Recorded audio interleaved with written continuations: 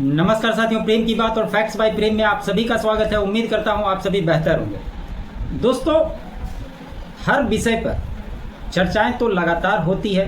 कौन क्या कर रहा है, क्या इस देश में चल रहा है, उन सभी विषयों पर लगातार आप लोगों से चर्चा होती रहती है। लेकिन आज भाजपा के अंदर क्या कुछ बदलाव आने वाले समय में होने वाले हैं और ये क्यों ज़रूरी है, आज इसी के बारे में चर्चा करने वाले हैं। क्योंकि पिछले काफ़ी समय से ये कयास लगातार उठते रहे कि भाजपा के राष्ट्रीय अध्यक्ष का चुनाव होगा। कब डेट दी गई 15 जुलाई, कभी बेंगलोर की मीटिंग के बाद, और इस पर भी हम लोगों ने चर्चा की, लेकिन अभी तक ये फाइनलाइज नहीं हो पाया। यहाँ तक कि जो बड़े प्रदेश हैं, खास करके उत्तर प्रदेश, वहाँ के भी प्रदेश अध्यक्ष का चयन अभी तक नहीं हो पाया। हालांकि खबर यह है कि किसे बनना है, इसमें एक बहुत बड़ा इनपुट ये निकल करके आया है कि जो भी बनेगा वो संगठन से आया हुआ व्यक्ति बनेगा। लगातार ये देखने को मिला है कि जैसे जैसे चुनाव आसपास के क्रम में जो चुनाव होते हैं, जब भी कोई भी पार्टी बदलाव करती है तो जातीय समीकरण को देख करके फैसले लेती है। लेकिन इस बार भाजपा ने तय किया है कि संगठन से आए हुए व्यक्ति का चुनाव ही होगा, प्लस वो जुझारू होना चाहिए, उनका कोऑर्डिनेशन बेहतर होना चाहिए। क्योंकि आज के डेट में जितना संगठन विस्तृत हो गया है भाजपा का, उसको संभालने के लिए प्रॉपर ढंग से आदमी नहीं। क्योंकि अगर जेपी नड्डा के कार्यकाल को अगर आप देखेंगे तो जब से उनका दूसरा विस्तार में चल रहे हैं, उन्होंने संगठन पे कोई खास ध्यान नहीं दिया। और राज्य दर राज्य अगर आप इसका एनालिसिस करेंगे तो वहाँ पर स्थिति बड़ा डामाडोल नज़र आती है। और किसी भी पार्टी के मजबूती के लिए संगठन का मजबूत होना बहुत आवश्यक है। और इसी को लेकर जो चर्चाएं चल रही है, प्रधानमंत्री जो एक्शन लेने वाले हैं, इसमें सबसे पहले संगठन और सरकार के अंदर जो बदलाव होंगे, ये पहले भी कहा गया था, मैंने भी कहा था कि सरकार के अंदर कई सारे ऐसे मंत्री हैं जिनके या तो विभाग बदले जाएंगे या कुछ ऐसे होंगे जो मंत्री से हटा दिए जाएंगे, कुछ नए चेहरों को भी मौका दिया जाएगा। क्योंकि प्रधानमंत्री नरेंद्र मोदी को अगर आप नज़दीक से जानने की कोशिश करेंगे तब आपको पता चलेगा। हालांकि वो कब क्या फैसले लेंगे इसके बारे में एग्जैक्ट खबर करना तो बहुत मुश्किल है, लेकिन जो बैठकें होती है उसमें से कुछ लोग कुछ आउटपुट्स देते हैं, उसी के आधार पर ये सारी चर्चाएं होती। और प्रधानमंत्री के बारे में कहा जाता है कि लगातार वो युवाओं को आगे बढ़ाने के लिए हमेशा से प्रेरित है।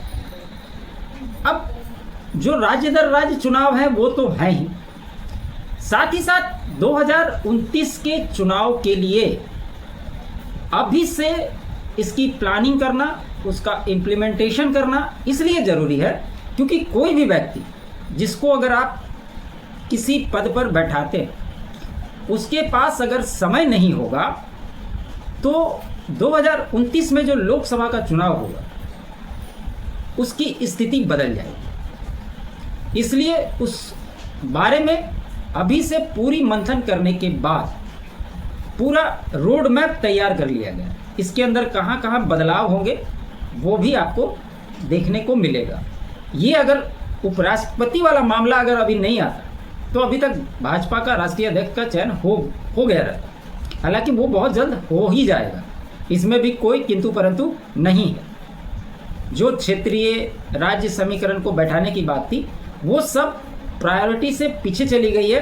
अब फोकस किया गया है संगठन, क्योंकि भाजपा का संगठन लगातार बड़े बड़े राज्यों में खासकर सक्रिय जैसी स्थिति में है ही नहीं।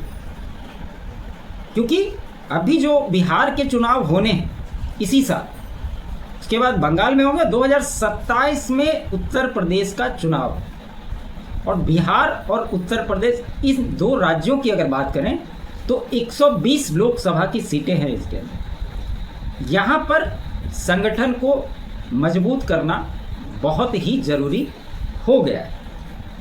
अब इसमें से आपको याद होगा, जब तमिलनाडु के अंदर वहाँ के प्रदेश अध्यक्ष अन्नामलाई जी को हटाया गया था, उस समय भी हमने खबर की थी और ये कहा था कि आने वाले समय में अन्नामलाई को कोई बड़ा महत्वपूर्ण पद मिलने वाला है, ये बात तय। आज समय आ गया है और खबर भी चल रही, या तो वो कैबिनेट में मंत्री बनेंगे और नहीं तो संगठन में कोई बहुत बड़ी भूमिका उनको मिलनी तय। पिछले 2 कार्यकाल के अंदर अनुराग ठाकुर मंत्री रहे हैं। खबर ये चल रही है कि अनुराग ठाकुर को फिर से मंत्री बनाया जा सकता है। एक नाम और जो चल रहा है वो है तेजस्वी सूर्या। तो चूंकि 2029 का लोकसभा चुनाव प्रधानमंत्री नरेंद्र मोदी के लिए और साथ ही साथ भाजपा के लिए बहुत ही जरूरी चुनाव है, और उसमें जो बदलाव होने हैं वो महत्वपूर्ण बदलाव अगर अभी से नहीं होते हैं तो उसको सही जगह पे लाना बहुत मुश्किल हो जाएगा। तो खबर क्या चल रही है कि बीजेपी के नए राष्ट्रीय अध्यक्ष के चयन के साथ ही संगठन और सरकार में कई बड़े बदलाव संभव है। सूत्रों के अनुसार बीजेपी अपने नए अध्यक्ष का चयन राजनीतिक संदेश भेजने के लिए नहीं करेगी, बल्कि नया अध्यक्ष बनाते समय ध्यान रखा जाएगा कि यह संगठन को मजबूती दे सके और बेहद विशाल हो चुके इस संगठन को संभाल सके। इसलिए एकदम से ये बात क्लियर है कि कोई भी ऐसे व्यक्ति को चुना जाएगा जो पहले से संगठन चलाने का अनुभव रखता हो। सूत्रों के अनुसार नए अध्यक्ष के चयन के बाद संगठन और सरकार में बड़े बदलाव होने तय हैं।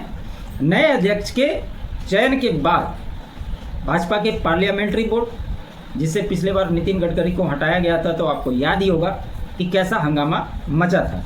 इसके अलावा चुनाव समिति, राष्ट्रीय पदाधिकारी की नियुक्ति होगी। इस बार कोशिश यह रहेगी पार्टी की कि सर्वोच्च निर्णायक संस्था पार्लियामेंट्री बोर्ड में कद्दावर नेताओं को जगह दी जाए, कि मौजूदा पार्लियामेंट्री बोर्ड में लो प्रोफाइल नेताओं को रखा गया। इसके साथ ही नए राष्ट्रीय महासचिव भी होंगे। मौजूदा महासचिवों में कम से कम 50% महासचिवों की छुट्टी होनी तय है।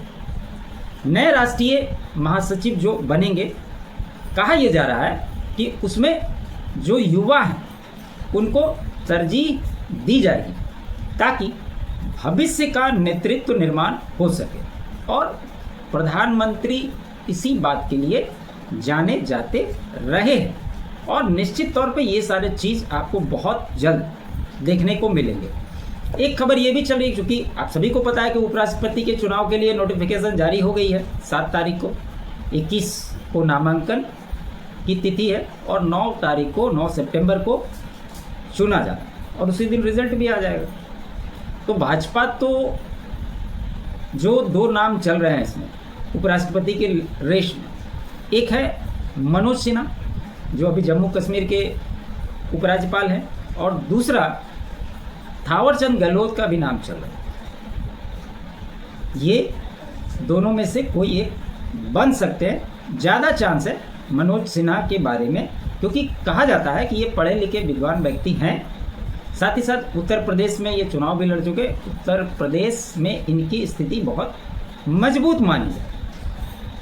इसके अलावा एक खबर ये भी चल रही है कि कुछ मुख्यमंत्रियों की भी छुट्टी हो सकती है, और इसमें एक नाम जो प्रमुखता से चल रहा है वो है राजस्थान के मुख्यमंत्री भजनलाल शर्मा, क्योंकि पिछले कुछ समय में वसुंधरा राजे सिंधिया कई बार दिल्ली आ चुकी। यहाँ पे उन्होंने प्रधानमंत्री से भी मुलाकात की, अमित शाह जी से भी मुलाकात की, जेपी नड्डा जी से भी मुलाकात की।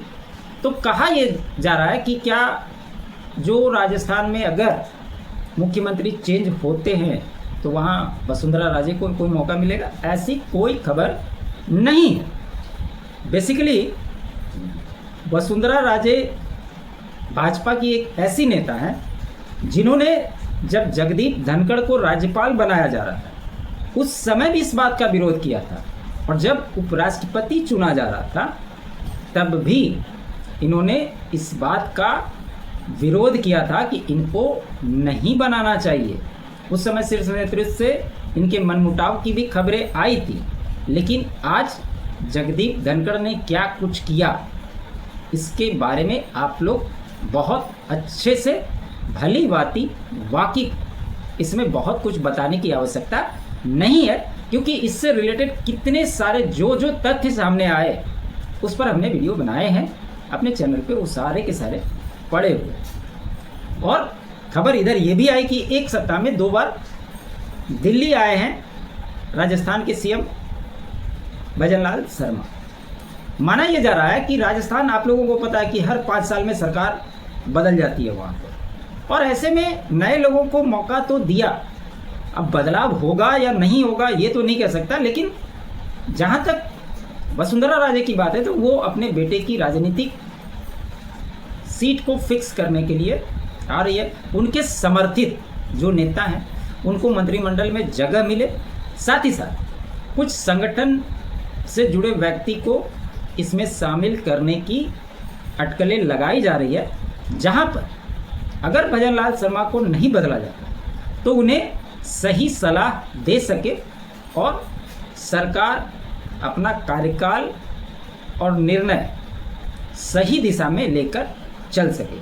तो अभी ये सारी बातें एकदम से क्लियर हो करके निकल करके आ रही है, और जिस प्रकार से प्रधानमंत्री नरेंद्र मोदी एक्शन में हैं उनके बारे में एक बात तो तय है कि वो कब क्या फैसले करेंगे ये किसी को नहीं पता, लेकिन जो चीज़ें निकल कर के सामने आती है उसके बारे में हम लोग विश्लेषण कर सकते हैं। आप लोगों की राय क्या है कमेंट के माध्यम से ज़रूर बताएं, साथ ही साथ आपको क्या लगता है यह भी बताएं। तो खबर यही थी दोस्तों, उम्मीद करता हूँ मेरा ये विश्लेषण आपको अच्छा लगा हो। अच्छा लगे तो लाइक ज़रूर कीजिएगा, अधिक से अधिक शेयर कीजिएगा, चैनल पे नए हैं तो चैनल को सब्सक्राइब कर लीजिएगा, साथ ही साथ मेरे अल्टरनेट चैनल फैक्ट्स बाय प्रेम को भी आप जरूर सब्सक्राइब करें। आप सभी का बहुत बहुत धन्यवाद। जय हिंद, जय भारत।